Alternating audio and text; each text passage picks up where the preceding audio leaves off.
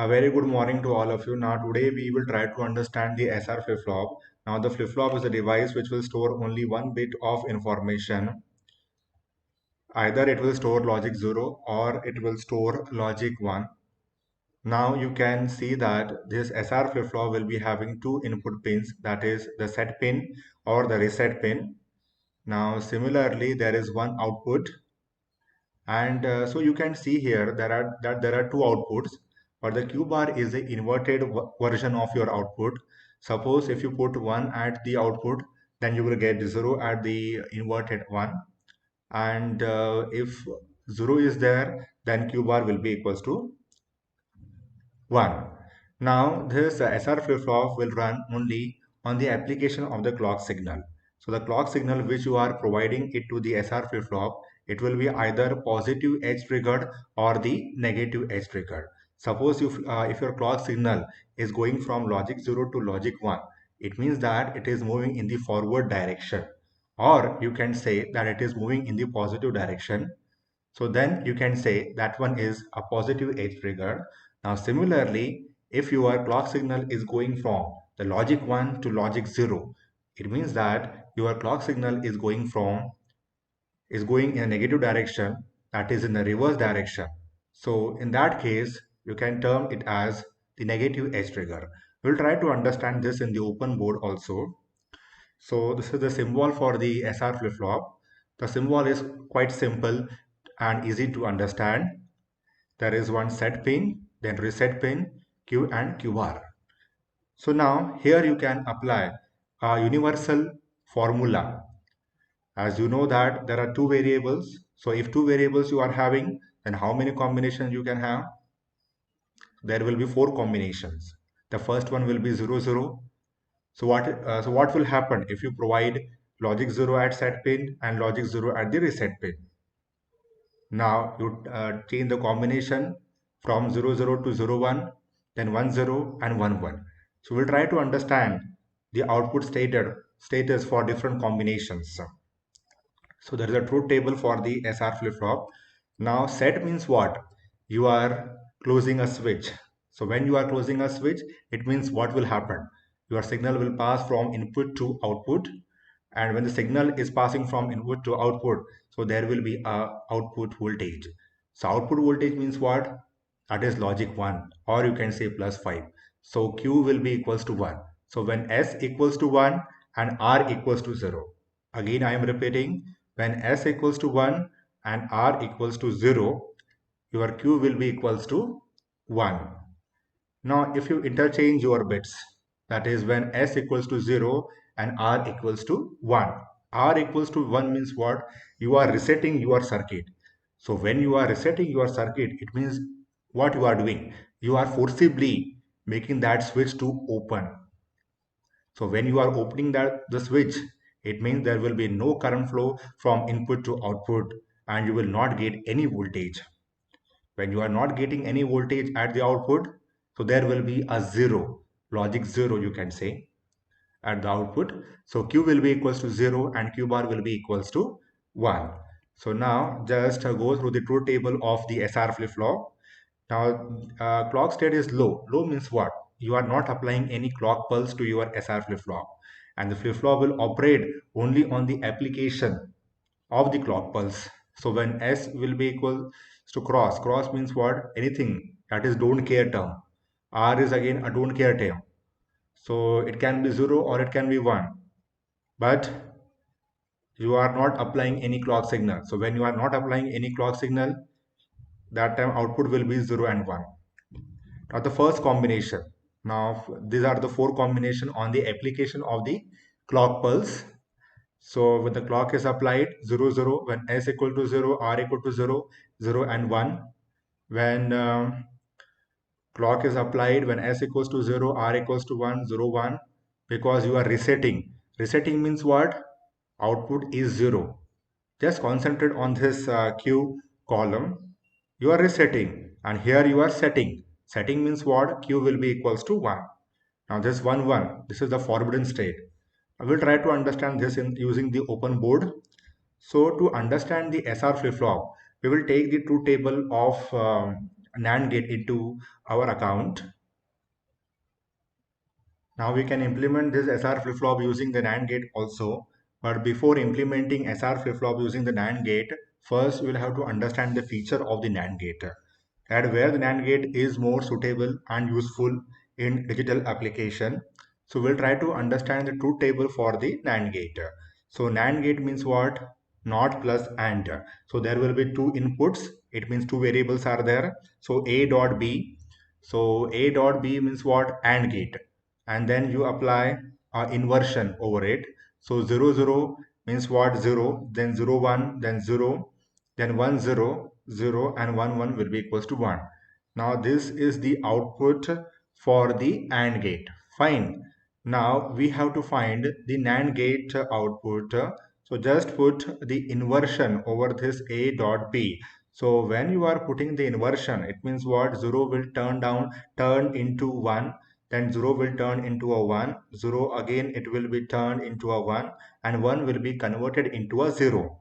So what you have observed? So we have taken into consideration two observation that you can see.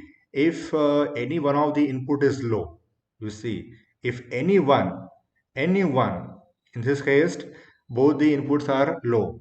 In this case, one input is low. Okay, in this case, one input is low. So if any one of the input is low, then the output should always be equals to 1. Just verify it. Now in the fourth combination, both the inputs are high. So both the inputs are high, it means what? 0. Suppose if you are having one input as 0, then the output is always equals to 1. And if both the inputs are high, then you will get low output, that is 0. So now we will try to understand the SR flip-flop using the four NAND gates. We have already seen the truth table for the SR flip-flop. So we will try to draw the SR flip-flop using the four NAND gate. Now this one is the first NAND gate. So you know that the SR flip-flop will be having two input, that is first one is the set and the second one is a reset. Now the IC for the NAND gate is 7400. You have to remember while implementing this circuit in the breadboard. So now you apply a clock signal to it. So a clock signal has been applied to the SR flip-flop. Now this one is the first input, then second, similarly first input and second. So the NAND gate, this is the NAND gate, fine. So we have drawn two NAND gates. Now we will be drawing the third and fourth NAND gate. And these NAND gates are very useful. Now again 7400. So this one is Q. This is one. Okay. So this one is Q bar. Now this is the first input. First input. So now you take the feedback from the output. Similarly, this second input comes from the inverted output. So just now we have seen the truth table for the NAND gate. So NAND gate truth table means what? So A, B, now this one is A dot B bar. Suppose 0, 0, 0, 1, 1, 0 and 1, 1. The specialty about this NAND gate is that if any one of the input is 0, then you will get output as 1. Now you can see in the first combination, both the inputs are 0, so output will be 1. In this case only 1, so again it will be 1 1, and if both the inputs are 0, if both the inputs are 1, then you will get output as 0. Fine. Now we will take the combination of S and R. So S, suppose if you apply 1 and R equal to 0, so what will be your Q? Q will be equals to what? Q will be equals to 1, because you are setting your output. Setting means what? You are providing logic 1 or the plus 5 volt at the output. Now this is going to happen only on the application of the clock pulse. So here you are applying a clock pulse. So clock pulse has been applied. Now the S will be equals to what? So S will be equals to 1. So this one is 1 and this 1. So clock is 1 and R equals to what? 0. Now you just verify the truth table of the NAND gate. If both the inputs are 1, if both the inputs are 1, then you will get output as 0. And if any one of the input is 0, then you will get 1. So here you write this as 1 and this one is 0. You can verify the inputs using the truth table. Similarly, you can verify the output from the truth table also. So 0 and 1. Now you can see if one of the input is 0, if one of the input is 0, then you will get this as 1. So now you can see that when you have given 1 and 0, you see your output is what? 1. So our combination is verified by using the AND NAND gates. Now this 1 will come here. So 1 1 means what? 0. Okay, so this combination is successfully verified using the 4 NAND gates. Now similarly, you again test it for the new combination. Now in the new combination, what you are going to observe, that we are going to see. So the new combination will be what? 0 and 1. 0 will be given to your S and R1 will be given to your 1 will be given to your R. So what is going to happen? Now this will work only on the application of the clock pulse. So S is 0 and R equals to 1. So you will get Q as what? Set 0 and reset equals to 1. Q as what? 0. Fine. So 0. Now again you are applying a clock pulse and this one is 1. So 1 and 1. You can see here. If one of the input is 0, if any one of the input is 0, so what is going to happen? So the output is forced to 1 and this one 1 and 1, then again it will be 0. Now you can see if any, so you cannot say anything about this third NAND gate because only one input is 1. So it depends on the second input. It depends on the status of the second input, at what it will be, whether it will be 1 or 0. But you can have a say over this because if any one of the input is 0, then output is forced to be 1. So this output will be equals to 1. Now this 1 will come here and now it is 0. So when you are providing S equals to 0 and R equals to 1, then you will get output as 0. So in this way, you can implement your SR flip-flop using the 4 NAND gates. Now there is one more combination. That one is the last one. We'll try to understand that combination also because in the truth table of the SR flip-flop, we have seen that combination as the forbidden one. Now what do you understand by the term forbidden? Then that is not applicable and that is not going to follow in your SR flip-flop. We'll try to understand that thing. Okay, so we have rubbed down everything. Now, 1 1 means what? This is forbidden. Fine.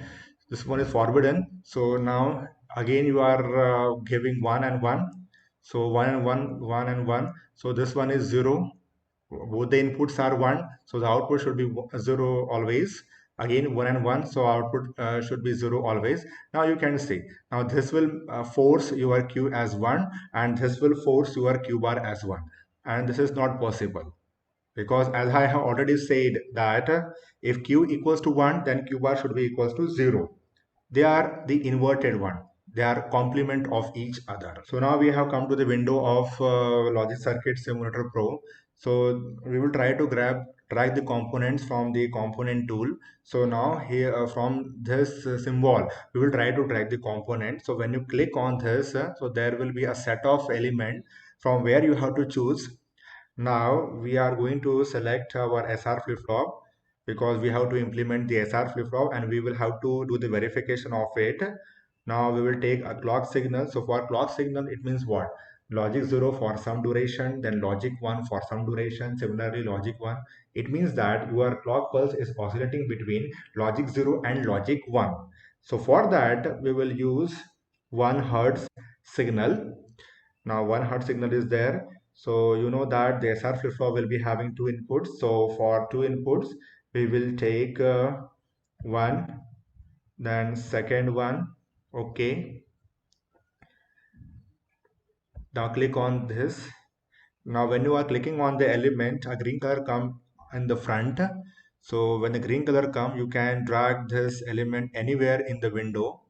So again, this one is there. So SR flip-flop, fine. Now this clock signal, click on this. So now you can place it here. Now there are two more input, that is preset and clear. Now if you want to control your SR flip-flop externally, so you can have input over the preset or you can have the input over the clear. It means that externally we are controlling your SR flip-flop. Preset means what? Externally you are setting your output. Clear means what? Externally you are clearing your output. Clearing your output means Q will be equal to 0. Setting your output means Q will be equals to 1. So now you want to do the connection. So okay, we have not taken the output. So again we'll click on the component tool and we'll take the output as a light. Again we'll drag this here. Now connect. Now do the connection. The connection is very simple. Click on the connect and then click on the two dots which you have to connect. So we are clicking here and clicking here. Fine. Then this is 1 hertz signal. You give it to the clock. Now again the inputs. Okay, the set one is connected. Now click here and here. So this is connected. So when S equals to 0, R equals to 0, it means 0 and 1 will be there. So again, you take, okay, we will take one more light because one is for the simple output and second is for the inverted output. So we will take one more light as our output. So now our circuit is almost clear. Click on the connect to click this. Now you can see this one is oscillating. So when 0 and 0 is there, so your output is 0 and this one is 1. Now click on the touch. Then you can see here we are applying a clock pulse and at the same time we are providing a high signal to the set. Set means what? S equals to 1. So when S equals to 1 and R equal to 0, your output should be what? 1.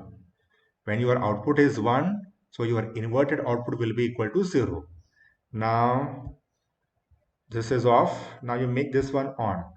Now you can see when S equals to 0, again I am reiterating, when S equals to 0 and R equals to 1, so your output should be kept off. So output is 0, but Q bar will be equals to 1. Now suppose if you want to control your SR flip-flop externally, so we'll provide the input to the preset. Okay, now you drag this switch here. For connection, click on the connect. Okay, now you can see if I am giving high signal at the preset, so what is going to happen? Now you can see you are controlling your SR flip-flop externally. Even if you make this one, even if you make this one, see your output has not changed because you are controlling that thing externally. So there is no control. So now the SNR will not have any control over your output. Similarly, you can place your input at the clear. So if you want to clear your SR flip-flop externally, so you just place one switch here and try to apply the input to the clear, then you will get output as 0. So in this way, you can verify your SR flip-flop. Now similarly, you can prove it for JK flip-flop or D flip-flop or T flip-flop. So with this node, we'll try to come to an end of the SR flip-flop verification. Any doubt, always welcome. So we'll meet tomorrow for a new experiment.